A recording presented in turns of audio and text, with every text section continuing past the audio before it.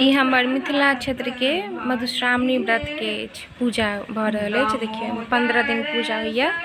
ई कोबर भेल, पुरहर पातिल, जानक डाला आ पीढ़िया पर नाग बनल। आ ई पबनैतिन कहि सकै छियनि।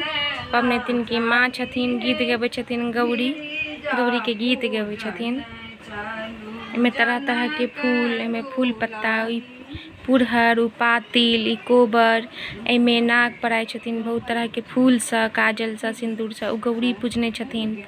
पुरहर पातिल भेलू। ई जानक डाला तो हमरा में हाथी नहीं होते, जानक डाला हो। जानक डाला पर गौरी पूजाई है।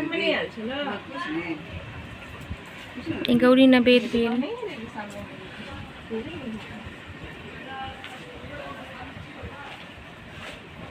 तो होइया कोबर घर में, तो कोबर के फोटो लागल है।